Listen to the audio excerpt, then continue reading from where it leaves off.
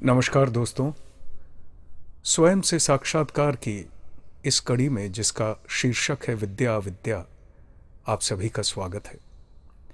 हमने पिछली कड़ी में देखा था कि अविद्या के अंदर विद्या निहित है और विद्या दो भागों में विभक्त होकर प्रकाशित होती है और उन दो भागों की चर्चा पे हम थे पराविद्या अपराविद्या के ऊपर।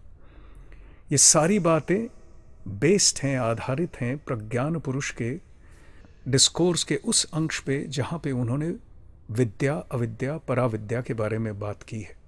तो आइए एक बार सुन लेते हैं प्रज्ञान पुरुष श्री श्री बाबा ठाकुर को। उसका स्वभाव क्या है? विद्या, पराविद्या का अधिष्ठान।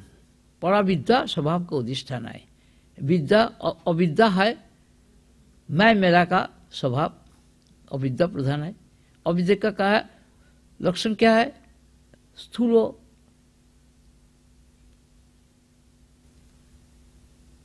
जो कुछ है सब कुछ अविद्या का अधीन, सूक्ष्म जो कुछ है विद्या का अधीन। अब हमने उनसे सुना उनके प्रवचन के अंत में कि जो कुछ भी सूक्ष्म है वो विद्या के अधीन है। और अगर अब हम चले जाएं पिछली कड़ी जहां हमने समाप्त की थी, जहां हमने अविद्या के बारे में आलोचना करने के बाद अविद्या को उजागर करने के लिए, अविद्या के बारे में समझ आने के लिए हमें विद्या के घर में जाना पड़ेगा। और विद्या के घर में जब हम जाते हैं तो हम क्या देखते हैं कि दो भागों में विभक्त होकर प्रकाशित होती है। विद्या का जो बहिर्भाग है वो समस्त जगत संसार के हर चीज़ को प्रकाश कर रहा है। विद्या के बगैर अविद्या खेल नहीं सकता है। तो अविद्या को प्रकाश कर रहा है विद्या, वो एक साइड है। और एक साइड है अंदर की तरफ जहाँ पे अपराविद्या बताया जा रहा है। इस अवस्था में हम थे। तो एक बार फिर पिछली दो चार लाइनें दोहरा लेते हैं। ऋषिगण अपराविद्या के लिए कर्म विज्ञान का विधान देते हैं बाहरी विद्या के लिए, एवं पराविद्या के लिए ज्ञान विचार के विज्ञान को विशेष भाव से गुरुत्व देते हैं। पराविद्या अंदरूनी विद्या के लिए ज्ञान विचार विशेष भाव से गुरुत्व देते हैं।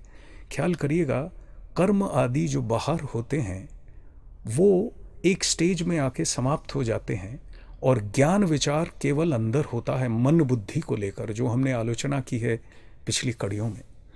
तो ये मन बुद्धि का खेल जब शुरू होता है तब ज्ञान विचार आता है, ज्ञान कांड आता है। तो उस वक़्त वो कहते हैं अपराविद्या के लिए ज्ञान विचार पे वो गुरुत्व दे रहे हैं।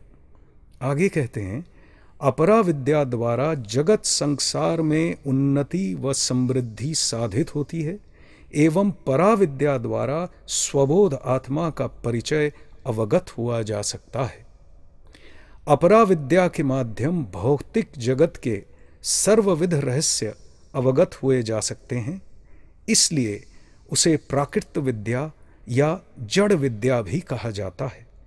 देह से लेकर बुद्धि तक जितनी रकम की अभिव्यक्तियां हैं जीवन के बीच अनुभूत होती हैं, वह सभी अपराविद्या के अंतर्गत हैं। देह से लेकर बुद्धि तक, यानी देह, इंद्रिय, प्राण, मन, बुद्धि, ये सारी चीज़ों को लेके हमारी जानकारी केवल इतने तक ही है, जब तक न प्रज्ञान पुरुष इसके आगे की विद्या उजागर करते हैं। तो कह रहे हैं कि देह से लेके बुद्धि तक भी जानकारी तुम तभी पाओगे जब तुम विद्या का अनुशीलन करोगे। वो विद्या का भाग जो है उसको कह रहे हैं अपराविद्या, क्योंकि वो बाहर की तरफ केंद्रित है। कह रहे हैं प्राकृत विद्या अर्थात मटेरियल साइंस प्रकृति जगत को ही सम्यक रूप से परिचालना करता है एवं उसके द्वारा सेल्फ नॉलेज नहीं होता, आत्मज्ञान उसके द्वारा नहीं होता है। अब कह रहे हैं कि आत्मज्ञान होता है सेल्फ साइंस के माध्यम, आत्मज्ञान होता है आत्मविज्ञान के माध्यम। याद रखिएगा, विज्ञान है प्रकाश। तो ये आत्म प्रकाश जो है, आत्मविज्ञान जो है, वो ही केवल आपको आत्मज्ञान दिला सकता है। आगे कहते हैं उसमें मटेरियल साइंस का कोई प्रभाव नहीं रहता है। जाहिर सी बात है, मटेरियल साइंस में सेल्फ साइंस सुप्त रहता है, निष्क्रिय रहता है, एवं सेल्फ साइंस और सेल्फ नॉलेज में मटेरियल नॉलेज सुप्त रहता है, कोई प्रकाश ही नहीं है मटेरियल नॉलेज का। संसारी मनुष्य मात्र ही मटेरियल साइंस के अधीन है। मटेरियल साइंस है उनका लक्ष्य, क्योंकि वे बुद्धिजीवी हैं, बुद्धिजीवी होने के नाते ज्ञानी हैं। वे लोग आत्मा अनात्मा का मिश्रण मानते हैं, लेकिन अनात्मा से लेकर के आत्मा तक पृथक करके जानते हैं, अलग अलग करके जानते हैं उनको। तो ये जो विद्या है वो डिफ्रेंशिएटिंग विद्या है, यूनाइटिंग विद्या नहीं है। उनकी चित्त और जड़ ग्रंथि हो चुकी है। चित्त जड़ ग्रंथि कहते हैं, अर्थात चित्त अर्थात नॉलेज और जड़ अर्थात जो स्थूल पदार्थ है, जड़ पदार्थ है। ये चित्त और जड़ जब ग्रंथि हो जाती है तो चित्त अपने आप को जड़ समझने लगता है। तो कह रहे हैं जो बुद्धिजीवी हैं, अपने आप को ज्ञानी बोलते हैं, उनकी चित्त और जड़ में ग्रंथि हो गई है, एक हो गए हैं, चित्त जड़ ग्रंथि। और ये चित्त जड़ ग्रंथि आसानी से खुलती नहीं है। बुद्धि वृत्ति की त्रुटि क्या है कि वह बाह्य विषय सापेक्ष अर्थात अनात्मा विषय सापेक्ष है। बाहरी जो बाहर के विषय हैं उनके ऊपर उसका ध्यान है, अनात्मा जो विषय हैं उनके ऊपर उसका ध्यान है। ये जो ज्ञान है ये थोड़ा सा गूढ़ है। जानबूझ के हम थोड़ा सा गूढ़ ज्ञान पे गए हैं, क्योंकि असलियत में जो ब्रह्म आत्म ज्ञान है उसकी चर्चा चूंकि हमारे जीवन में नहीं है, इसलिए जब हम पहली दफ़ा सुनते हैं तो हम लोगों को थोड़ा सा मनन करके सुनना पड़ता है, बारंबार सुनना पड़ता है। ज़रा गौर से सुनिएगा, ये विद्या कंप्लीट एनालिसिस कर रही है जागतिक हर चीज़ का और आंतरिक हर चीज़ का, जो हमारे आंतरिक है और जो जागतिक है, दोनों का कर रही है। आगे कह रहे हैं, जीवन की स्वभाव प्रकृति अनात्मा विषय को सत्य बोलकर पहले मानती है, ग्रहण करती है, व्यवहार भी करती है। उसकी अनित्यता, उसका विकार और परिणाम के साथ क्रमशः उसका परिचय जब होता है तो मुक्ति का उपाय ढूंढने लगती है। तब अंतर के गभीर में, अंतर की गहराई में, स्वभाव के केंद्र में, स्वबोध व तुर्य बोध के संधान में वो रत होता है। तब जाकर अविद्या छोड़ विद्या व पराविद्या का अनुशीलन करता है, इससे पहले नहीं।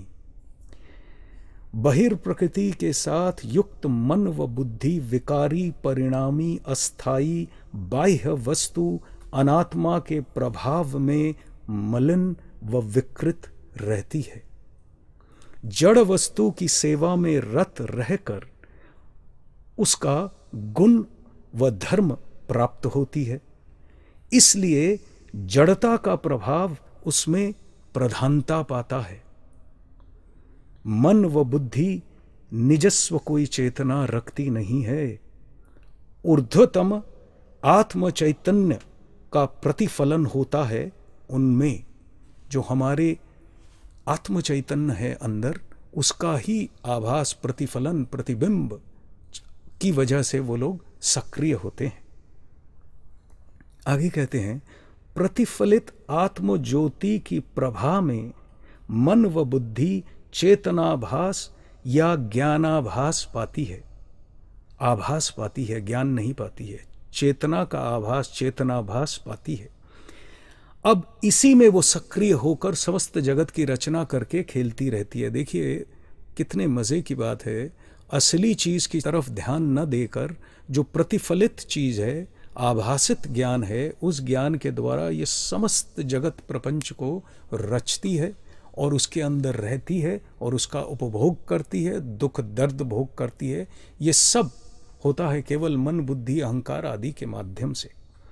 आगे कहते हैं, इसीलिए उनका चिदाभास या ज्ञानाभास उनको कहा जाता है, सिर्फ इसी कारण। आगे कहते हैं, ज्ञानाभास जात मन व बुद्धि अनात्मा के पर्याय में पड़ती है। अनात्मा कहा जाता है, उस स्टेट की मन बुद्धि को चिदाभास कहा जाता है। आगे कहते हैं, यद्यपि चित्त शक्ति का आभास उसमें सक्रिय होता है, तथापि जड़ वस्तु का आंशिक प्रकाश में समर्थ होने पर भी आत्मबोध या तत्व स्वरूप का संधान उसको मिलता नहीं है। चित्त शक्ति का प्रकाश यानी आभास उसमें है, लेकिन जड़ वस्तु का आंशिक प्रकाश होने के कारण वो आंशिक रूप से जड़ वस्तु को प्रकाशित करती है। इसके कारण उसके अंदर आत्मबोध या तत्व स्वरूप का संधान नहीं मिलता है। जड़ वस्तु से संपर्क रहने के कारण उसके अंदर आत्मस्वरूप का संधान नहीं मिलता है।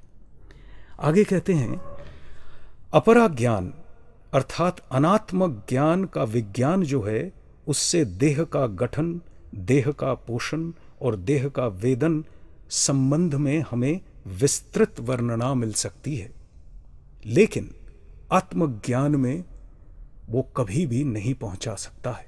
आत्मज्ञान का उसमें एकांतिक अभाव है। विद्या का अधिकारी जब मनुष्य बनता है, तभी जाके वो आत्मज्ञान के बारे में जानने की चेष्टा करता है।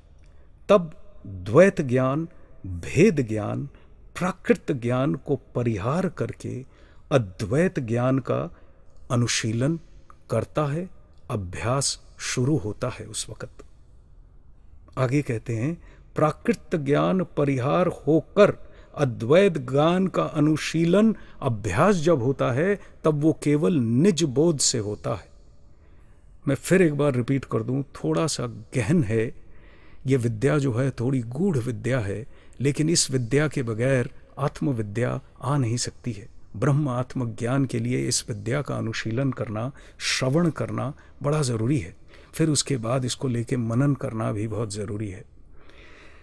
आगे कहते हैं, निज मुक्ति अगर तुम चाहो, आत्म अनात्म विचार करना ही पड़ेगा।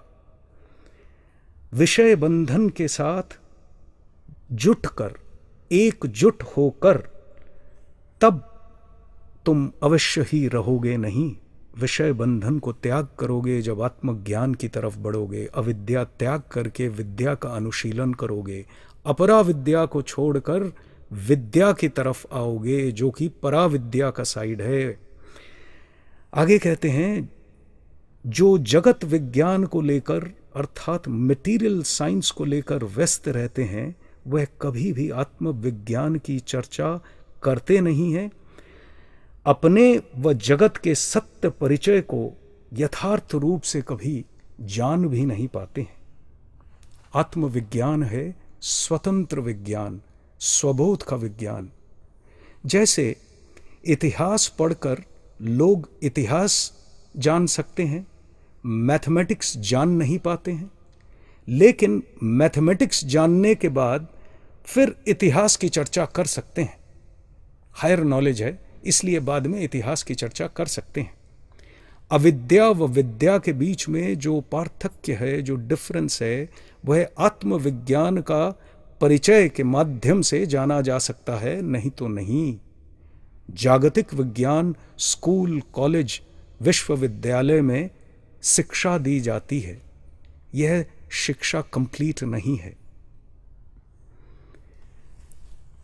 हमारा समय फिर समाप्त हो चला है, हम इस कड़ी को समाप्त नहीं कर पाए, तो अगली कड़ी में हम उम्मीद करते हैं कि ये विद्या अविद्या का चैप्टर हमारा जितना प्रकाश करने से हमें एक बेसिक नॉलेज मिलता है उतना हो जाएगा। तो आइए प्रज्ञान पुरुष श्री श्री बाबा ठाकुर का उद्गत भजन केदार नारायण बोडास जी से सुनते हैं। सदगुरु श्री श्री बाबा ठाकुर का ये भजन राग दरबारी में है। इसके बोल है, स्वबोध में सबके हृदय में खेलते हो गुरु नित्य नूतन, परम हंस हंस परम तू ही स्वानुभव देव स्वयं।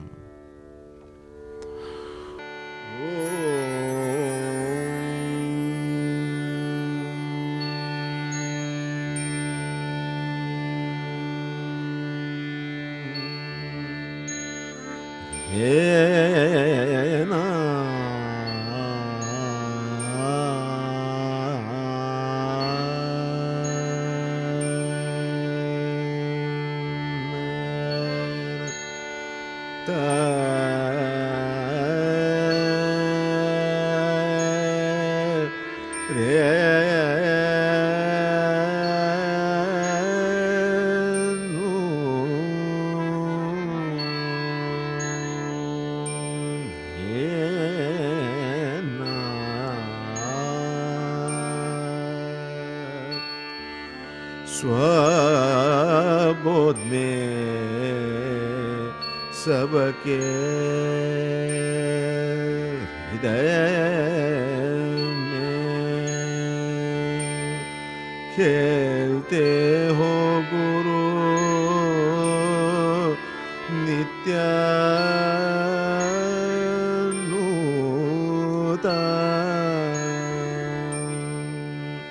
स्वबोध में सबके हृदय में, स्वबोध में सबके हृदय में खेलते हो गुरु नित्य नूतन, खेलते हो गुरु नित्य नूतन।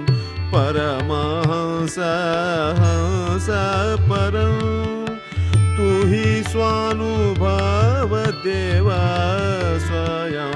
परमहंस हंस परम तू ही स्वानुभव देव स्वयं। स्वबोध में सबके हृदय में खेलते हो गुरु नित्य नूतन। स्वबोध में सबके हृदय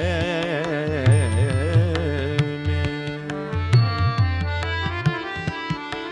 तू ही ब्रह्मा विष्णु शिव सर्व जीव सर्व देव। तू ही ब्रह्मा विष्णु शिव सर्व जीव सर्व देव। लीला तव अभिनव, लीला तव अभिनव अस्ति भाति प्रियं। स्वबोध में सबके हृदय में खेलते हो गुरु नित्य नूतन। स्वबोध में सबके हृदय में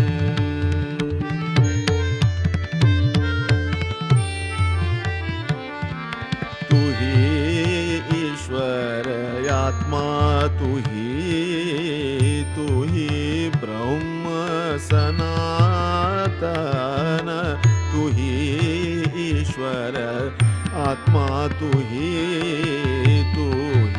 ब्रह्म सनातन। निर्गुण गुणी अंतर्यामी, निर्गुण गुणी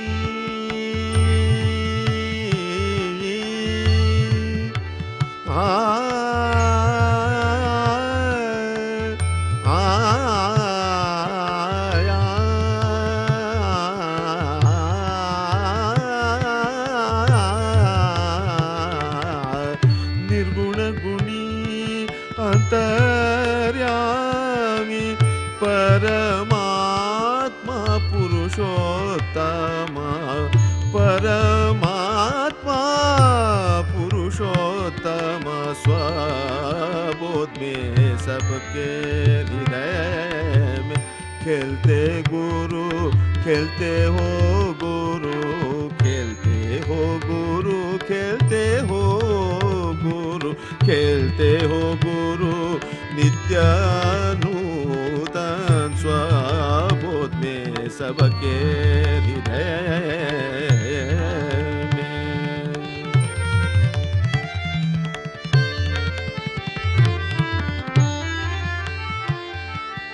सच्चिदानंद स्वरूप तव, सच्चिदानंद स्वरूप तव।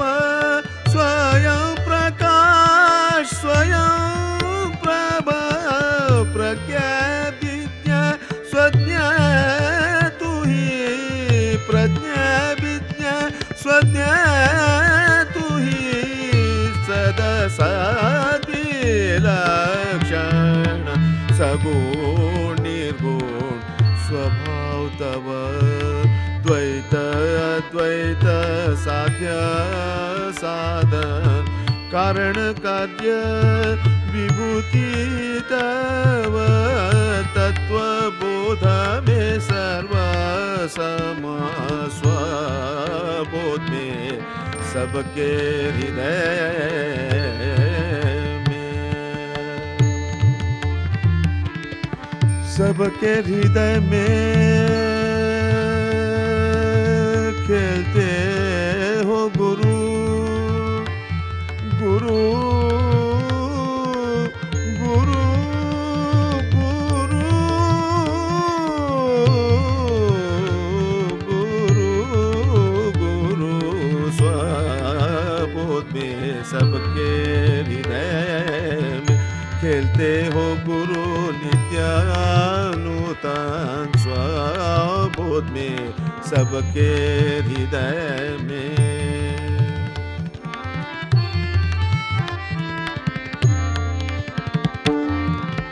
स्वतत्व गुरु तत्व